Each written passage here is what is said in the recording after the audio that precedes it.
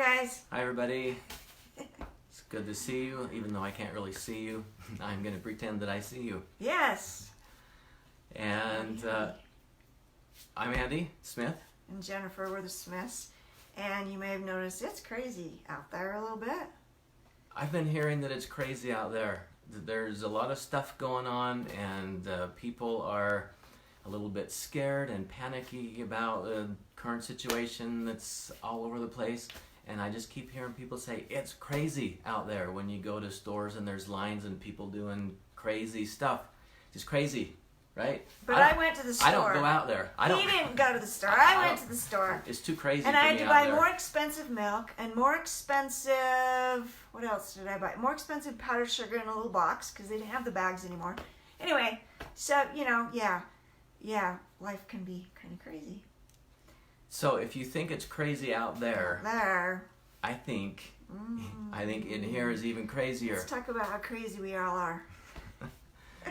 Because I think this is really crazy. Have you ever been in this situation or something similar like this happened to you where you've been apart from your spouse, your family all day, you work in different jobs or whatever, but you've been apart all day, maybe you're even looking forward to coming back together at the end of the day, and things are going to be good, whether it's you and your spouse or your children or whatever, just family relationships, and you come back together and it's going to be good. And after all day long and you're looking forward to winding down and spending good time with spouse and that family, and then you get together and within 5 minutes an argument breaks out. Isn't that crazy? Why does that happen? Have you ever had that experience? I think most people have experienced that at some level. Looking forward to being together, and within 5 minutes, boom, it's like, what is this? It's crazy. So maybe it's not the stuff going on the outside, right? It might be the stuff going on in the inside all day. In fact, I don't know how they come up with these statistics that we have 12,000 to 60,000 thoughts a day, and 80% of those thoughts are negative. But with the situation he just talked about, you might wonder, well, how many of those thoughts, negative thoughts, are about yourself? So I have a theory about why a fight breaks out when you've been looking forward to getting together and within 5 minutes it goes crazy. It's not what you wanted, it's not what you were planning, it's not what you were thinking about, but you were thinking about something all day. And so possibly you've been in a fight and an argument all day long with yourself. And when you're in that kind of energy, because you've been, all day long you've been hearing, well, that was stupid. Well, you're such a knucklehead. Can't you get this right? And you've just been nothing but criticizing and critiquing yourself and putting yourself down all day long. Been in that kind of a scenario over every little thing. No wonder. When you're in that kind of energy, maybe that has something to do with how quick an argument breaks out at home. Because you have been just up to here with hearing stuff like that. And as soon as you get together, something is said that didn't mean anything at all, but because you've had it up to here with all that stuff all day that you've been fighting with yourself over, boom, argument. So I think it starts young, Some people tend to think more negatively about themselves than others. But I remember a time when I got on the school bus one time. Of course, a time. Anyway, teenager, right? And I sat by him on the school bus a lot, and one day he said, "Wow, you look really great today."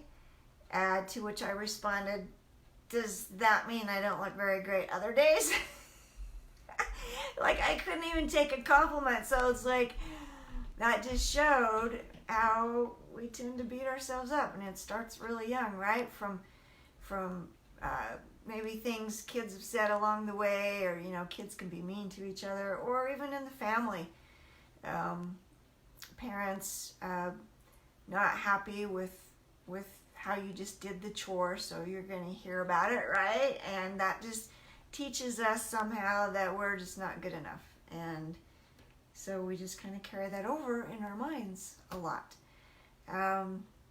So you guys may have heard of David Hawkins vibrational scale of vibration. It's pretty cool. It's if you think about it, it's an inverted triangle, okay? And what he found scientifically, when we have, if we're feeling peace and joy and love, that's at the top of this vibrational scale. And down at the bottom might be fear, guilt, shame. And so, if we're having thoughts about ourselves all day long that are down here in this low vibration, and it's even more than a feeling, it's a state of being.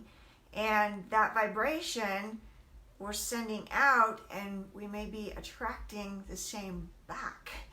So you continue to beat yourself up in your thoughts all day, and you're actually sending out that message to other people. Hey, honey, come beat me up. Because I've been beating myself up all day, so why don't you join in the party? So we hear the phrase a lot that opposites attract, right? I think that's really 100% true with magnets. And maybe a little bit, like maybe you're attracted to your spouse or a friend because they have a quality that you admire that you don't have yet. And so you're attracted because of that, and that's a little bit opposite, but not really opposite.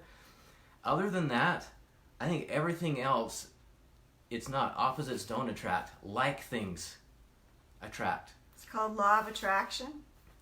And so when you spent all day long in this energy of beating yourself up, like Jennifer just said, that's exactly what you're doing. You're putting out that energy to invite everybody else to beat you up too. And like when I give her the compliment on the bus, I meant it. She looks good all the time. I thought today I would just recognize that. And because she's been beating herself up, she was offended that I would say that and not say it every day. Or I was saying it today because every other day was terrible and she finally looked good. That's how she was seeing it, not how it was at all. And so that's how it gets so crazy in here.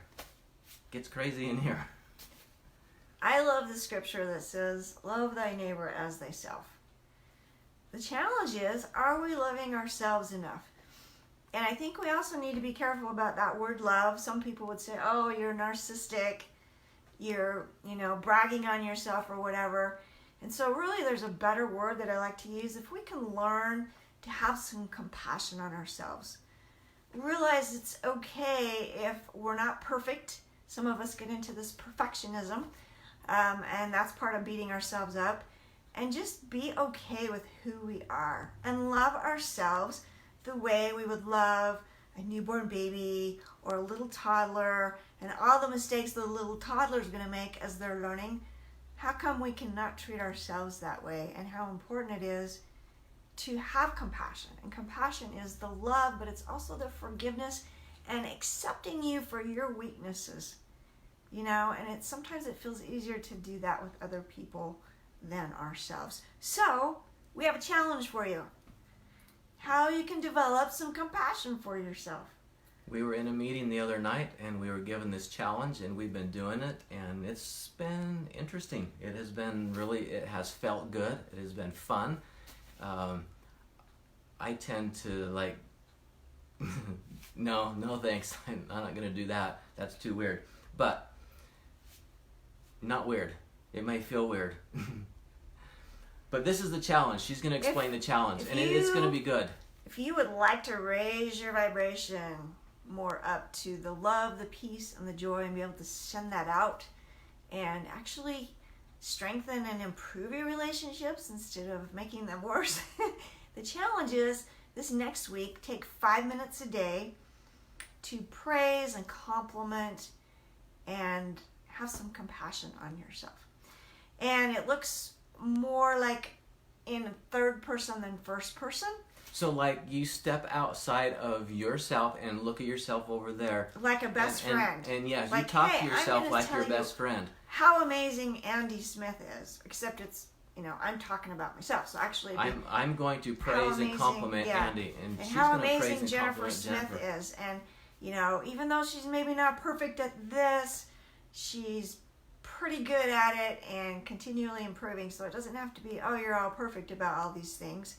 It could be, yeah, she's really kind and she's patient and she's a great mother, even though she yells once in a while, to be okay with that and just look at all the amazing goodness about yourself. Just lavish and praise and compliment for 5 minutes a day this next week and just see how different you feel and how you feel in your interactions with other people. Sometimes if we're able to do that for ourselves, it makes it easier to do that for others. I mean, I know some people say, oh, well, I would sacrifice and I would do anything for my children or anything for my spouse. But I believe it's really important to have some love and compassion on yourself, because when you learn to do that and to take good care of yourself and treat yourself as you would the spouse you love or the children that you love, everything's just going to be better. Yeah, so compliment yourself the way you would a best friend. And if you want the good stuff in you to get better quicker, do it. Praise it. Recognize it. And be thankful for it. And what was I going to say? Oh, we tend to let the worst in us bring out the worst in others. And it's just that likeness attract. Don't let the worst in you bring out the worst in others. Then you have that all the time. So give yourself some love, some forgiveness, grace, acceptance, and let the best in you bring out the best in others. Okay. Is that a wrap? Yep, go do the challenge. Bye, guys. See ya.